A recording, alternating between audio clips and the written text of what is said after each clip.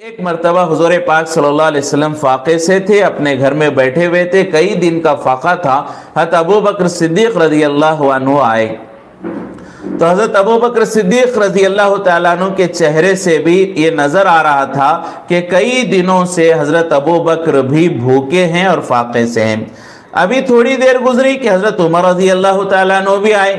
حضرت عمر کے چہرے پر بھی فاقہ نظر آنے لگا، بھوک کی شدت نظر آنے لگی، تو حضور پاک صلی اللہ علیہ وسلم نے اپنی بھوک تو برداشت کر لی تھی، اپنے لیے فاقہ تو برداشت کر لیا تھا، لیکن جب دیکھا کہ ابو بکر اور عمر دونوں بھوکے ہیں، فاقے ہیں، چہرے سے جو ہے بہت زیادہ کمزوری محسوس ہو رہی ہے، تو ان دونوں حضرات کے لیے حضور پاک صلی اللہ علیہ وسلم اپنے گھر سے نکلے، ابو بکر عمر رضی اللہ عنہما کو ساتھ لے کر ایک انصاری کے گھر گئے۔ وہ انصاری رضی اللہ تعالیٰ عنہ نے جیسے حضور اور حضرت ابو بکر اور عمر کو دیکھا تو گویا کہ ان کے لیے عید ہو گئی، کہ اس لیے کہ حضور مہمان بن کر آئے تو اس سے بڑی کیا نعمت ہو سکتی تھی، لہٰذا حضور کو دیکھ کر وہ انصاری صحابی خوش ہو گئے، فوراً کچھ کھجوریں اپنے درخت سے جو توڑ کر لا کر حضور کے سامنے رکھی اور کہا کہ اللہ کے رسول آپ اسے تناول فرماتے رہیں، اتنے میں کوئی کھانے کا نظام بناتا ہوں۔ ایک بکرا انہوں نے ذبح کیا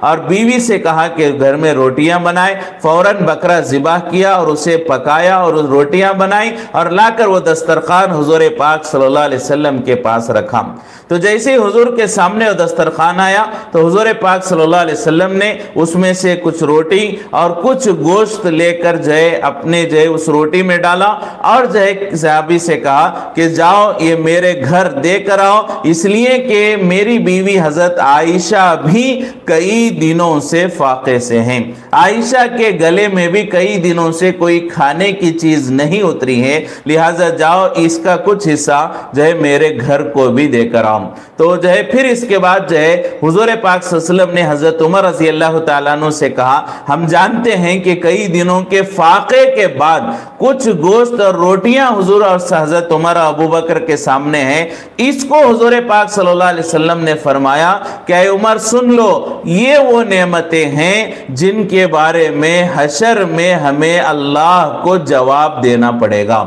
اے عمر یہ وہ نعمتیں ہیں جن کے بارے میں اللہ ہم سے حساب پوچھیں گے۔ تو ہم سوچیں کہ جب اتنے فاقے کے بعد کوئی چیز کھانے کو مل رہی ہے اور حضور کہہ رہے ہیں یہ اللہ کی نعمت ہے اور اس پر اللہ سوال کریں گے، تو آج کتنا ہمارے پاس اللہ نے مال دیا ہے، کیسی راحتیں اللہ نے دی ہیں، آج ہمارے گھر جو ہے سامان سے بھرے ہوئے ہیں اور ہمارے فریج جو ہے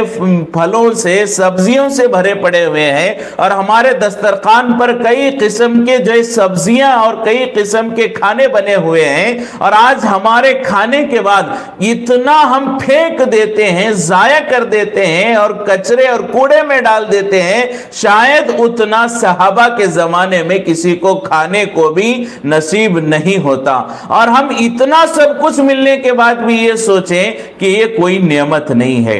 اور اس کو اللہ کی نعمت نہ سمجھیں۔ حضور وہاں فاقے کے بعد ایک وقت کے کھانے کو اللہ کی نعمت کہہ رہے ہیں، اور آج ہمیں جو ہے دن کے 3 وقتوں میں بے شمار نعمتیں اللہ کھانے کو دے رہے ہیں، پھر بھی ہم اسے اللہ کی نعمت نہیں سمجھتے۔ تو فرمایا کہ یہ ہماری بنیادی غلطی ہے۔